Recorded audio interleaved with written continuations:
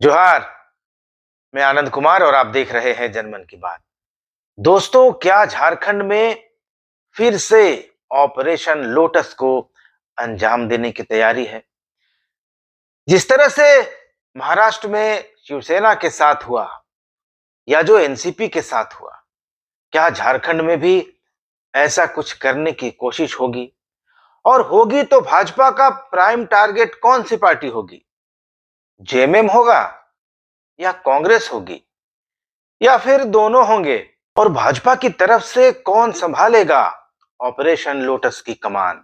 BJP के पास बाबूलाल मरांडी हैं जो प्रदेश अध्यक्ष हैं, अर्जुन मुंडा हैं जो केंद्रीय मंत्री रह चुके हैं, 3 बार मुख्यमंत्री रहे हैं, चंपाई सोरेन हैं जिनके बारे में भाजपा के नेता कहते रहे हैं कि उनका 5 महीने का कार्यकाल झारखंड के अब तक के सभी मुख्यमंत्रियों से बेहतर रहा है।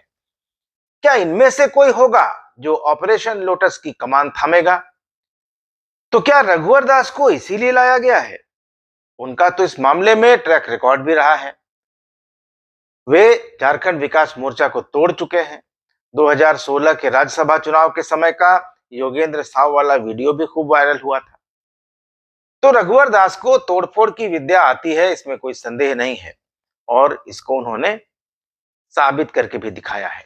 लेकिन सवाल है कि हेमंत सोरेन को जो अपार बहुमत मिला है, उस हालत में क्या भाजपा में ऐसा करने की हिम्मत अभी है? और क्या भाजपा में ऐसा कोई दुस्साहस करने की स्थिति है? तो दोस्तों, इन तमाम सवालों पर आज इस वीडियो में चर्चा करेंगे। लेकिन आज गुरु जी यानी शिबू सोरेन का जन्म दिवस है। झारखंड अलग राज्य में अगर हम रह रहे हैं तो इसके पीछे गुरु जी का त्याग, तप और संघर्ष रहा है। वे स्वस्थ रहें, दीर्घायु रहें और झारखंड को दिशा दिखाने का काम करते रहें, ऐसी मेरी शुभकामना है। और जनमन की बात की तरफ से भी ये शुभकामना गुरु जी को है। दोस्तों, भाजपा को सत्ता की इतनी आदत लग चुकी है कि सत्ता से बाहर रहना उसे बेचैन कर देता है। जहां वह सीधे रास्ते सत्ता में नहीं आ सकती, वहां सत्ताधारी दलों के नेताओं की महत्वाकांक्षाओं को जगाती है, उनके ईगो पर चोट पहुंचाती है और दलों में टूट कराती है। महाराष्ट्र में शिवसेना और एनसीपी के साथ ऐसा हो चुका है। कोशिश तो झारखंड में भी कई बार हुई। 2019 के चुनाव के बाद जब हेमंत सोरेन ने सत्ता संभाली, तभी से ऐसी कोशिशें शुरू हो गईं। पहले 2-3 बार तो कांग्रेस को तोड़ने की कोशिश हुई, लेकिन ये कोशिशें बेहद कमजोर थीं और असंगठित तरीके से थीं, प्लान्ड नहीं थीं। बाद में भाजपा ने चुनाव आयोग के जरिए हेमंत सोरेन को टारगेट किया, फिर ईडी के जरिए टारगेट किया। भाजपा ने सोचा कि अगर हेमंत सोरेन जेल में रहेंगे तो जेएमएम टूट जाएगा, इंडिया गठबंधन बिखर जाएगा, और उसके बाद वे अपने प्लान को अंजाम देंगे। और इस प्लान को अंजाम देने के लिए एक नया टारगेट भी ढूंढ कर रखा गया था। दोस्तों, जब ईडी ने जमीन घोटाला मामले में हेमंत सोरेन को गिरफ्तार किया, जेल भेजा, और जेल जाने के पहले हेमंत सोरेन ने चंपई सोरेन को मुख्यमंत्री का पद सौंपा, तभी से भाजपा ने चंपई सोरेन को अगले टारगेट के रूप में भांप लिया था। भाजपा यह जानती थी कि जब भी हेमंत सोरेन जेल से बाहर आएंगे और चंपई सोरेन को पद छोड़ना पड़ेगा तो उन्हें तकलीफ होगी, और तब उन्हें टारगेट करके जेएमएम में टूट कराई जा सकती है। और 2024 के विधानसभा चुनाव में बीजेपी के जो सहप्रभारी थे, असम के मुख्यमंत्री हिमंता बिस्वा शर्मा, उन्होंने तो साफ साफ कह भी दिया था कि वे पिछले 5 महीने के संपर्क में थे। यह बात उन्होंने तब कही थी जब चंपई सोरेन के बीजेपी में आने की बात चल रही थी, यानी जब चंपई सीएम बने तभी से संपर्क था। तो हेमंत सोरेन जैसे ही जेल से बाहर आए तो उन्होंने इस बात को भांप लिया। वो समझ गए कि उनके साथ कोई खेल हो सकता है, और इसलिए उन्होंने इंडिया गठबंधन के दलों की बैठक बुलाई, और इस बैठक में चंपई सोरेन से कहा गया कि आप पद छोड़ दीजिए। तब तक चंपई सोरेन मुख्यमंत्री के पद पर 5 महीने रह चुके थे। सत्ता का सुख और मजा दोनों मिल चुका था। पद छोड़ते वक्त आंखें नम थीं। ये अपमान से उपजे आंसू नहीं थे।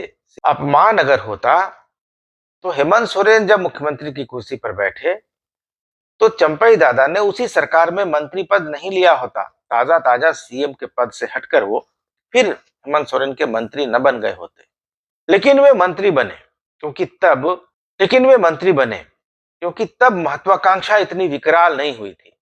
लेकिन भाजपा ने सीधे सरल चंपई दादा के अरमान जगा दिए और जैसे कि खबरें आई कि उनको जेएमएम तोड़ने के लिए कहा गया था, प्लान भी बन गया था। 8-9 विधायकों के साथ उनके जेएमएम छोड़ने की खबरें चलने लगी, विधायकों के नाम आने लगे, लेकिन ये प्लान लीक हो गया। हेमंत सोरेन ने डैमेज कंट्रोल कर लिया, बात नहीं बनी, लेकिन दादा तो एक्सपोज हो चुके थे। सो भाजपा का शरणागत होना उनकी मजबूरी थी। ऑपरेशन लोटस फेल हो गया। न हुआ होता तो चुनाव चंपई दादा की सरकार रहते होता और दादा शिंदे बनते, लेकिन ऐसा हो न सका। ऐसा हो न सका और अब यह आलम है कि सत्ता नहीं और सत्ता की उम्मीद भी नहीं, तो दूसरा शिंदे बनाना मजबूरी है। लेकिन शिंदे बनेगा कौन और उसे बनाएगा कौन, ये बड़ा सवाल है। सिर्फ 5 महीने बाद 2024 के जून महीने में हेमंत सोरेन को बेल मिलने के बाद ऐसी परिस्थिति बन गई कि चंपई दादा कभी चश्मा बनवाने तो कभी निजी दौरे के बहाने दिल्ली की दौड़ लगाने लगे। फिर खबरें आने लगी कि 7-8 विधायकों के साथ दादा अलग राह पकड़ सकते हैं, लेकिन ये प्लान लीक हो गया और हेमंत सोरेन ने सभी विधायकों को मैनेज कर लिया।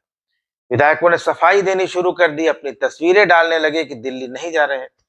दादा अकेले पड़ गए, प्लान लीक हो चुका था। हेमंत सोरेन इस पूरे प्रकरण को बड़ी खामोशी से देख रहे थे। उन्होंने चंपाई सोरेन को मनाने की कोई कोशिश भी नहीं की। तो इसका संदेश साफ था कि उनके लिए जेएमएम में अब कुछ बचा नहीं था। जब वापसी की राह बंद हो गई तो चंपाई सोरेन के लिए भाजपा में आने के सिवा कोई विकल्प नहीं बचा। उन्होंने एक भावुक पोस्ट लिखा, 3 विकल्पों की बात कही, लेकिन हकीकत में उनके सामने सिर्फ एक ही विकल्प था, या यूं कहें कि एक ही चॉइस थी, बीजेपी। सिर्फ और सिर्फ बीजेपी। और जब इस राह पर वे अकेले पड़ गए तो लिखा कि जेएमएम को मैंने बनाया है, इसलिए एक ईंट भी साथ नहीं ले जाऊंगा। लेकिन तब तक सब जान चुके थे कि उनके पास ईंट तो क्या, एक टुकड़ा भी नहीं बचा था। भाजपा को उम्मीद थी कि चंपई सोरेन बड़ा असर डालेंगे, लेकिन वे बेअसर निकले। अपनी सीट के अलावा वे बीजेपी को कुछ नहीं दे पाए, अपने बेटे की सीट भी नहीं निकाल पाए। तो चंपई से भाजपा को अब कोई उम्मीद नहीं है। विधानसभा चुनाव में हेमंत सोरेन की अगुवाई में इंडिया ब्लॉक को बड़ा बहुमत मिला है। भाजपा 25 सीटों से 4 सीटें और घट गई, 21 सीटों पर सिमट गई। बाबूलाल मरांडी के नेतृत्व में लोकसभा के बाद विधानसभा चुनाव में भी बीजेपी का प्रदर्शन निराशाजनक रहा, तो उनसे भी किसी चमत्कार की आशा खत्म हो गई है। अर्जुन मुंडा बड़े रणनीतिकार माने जाते थे। विपरीत ध्रुवों को साधकर गठबंधन की सरकार बनाने और चलाने के उस्ताद कहे जाते थे। लेकिन 2014 का विधानसभा चुनाव हारे। फिर 2024 में अपनी लोकसभा सीट बड़े अंतर से हारने के बाद इस बार पत्नी की नैया भी पार नहीं लगा पाए। यानी भाजपा के 3 बड़े आदिवासी नेता अपनी ही जमीन बचाने में नाकाम साबित हुए, तो भाजपा की बची खुची आशा भी समाप्त हो गई। तो क्या रघुवर दास की वापसी का इन सब बातों से कोई ताल्लुक है? दोस्तों, मैं कहता रहा हूं कि रघुवर दास के नेतृत्व में ही भाजपा ने सत्ता गंवाई, 43 से घटकर 25 सीटों पर आ गई। आदिवासी उससे छिटक गए, दूर चले गए, लेकिन यह भी तो सच है कि रघुवर दास ही वह व्यक्ति हैं जिन्होंने जेवीएम को तोड़कर बाबूलाल मरांडी को घुटनों पर ला दिया। कभी बीजेपी में शामिल होने पर कुतुब मीनार से कूद जाने की बात कहने वाले, मोदी और शाह का मरसिया पढ़ने वाले बाबूलाल मरांडी आज उसी बीजेपी के प्रदेश अध्यक्ष हैं, तो इसका कारण रघुवर दास ही हैं। भाजपा के संगठन पर उनकी पकड़ का अंदाजा इस बात से लगाया जा सकता है कि जैसे ही वे राजभवन को छोड़कर वहां से निकलकर रांची आए, झारखंड भाजपा के तमाम नेता, चाहे वो छोटा नेता हो या बड़े लीडर, उनके स्वागत में बिछ गए, मिलने वालों का तांता लग गया। जब 24 महीने बाद उन्होंने कल बीजेपी की मेंबरशिप दोबारा ली, तो उनके अभिनंदन में पूरा प्रदेश कार्यालय ढोल नगाड़ों से गूंज रहा था। स्वागत में भले अर्जुन मुंडा, चंपई सोरेन, सीता सोरेन, गीता कोड़ा, सुदर्शन भगत और समीर उरांव जैसे आदिवासी नेता नहीं थे, लेकिन प्रदेश अध्यक्ष बाबूलाल मरांडी थे, बीजेपी के कार्यकारी अध्यक्ष डॉक्टर रविंद्र राय थे, क्षेत्रीय संगठन महामंत्री नागेंद्र त्रिपाठी भी थे और प्रदेश संगठन महामंत्री कर्मवीर सिंह भी थे। तो रघुवर दास के स्वागत में ये सारे बड़े नेता क्यों जुटे? क्या ऊपर से कोई निर्देश आया था?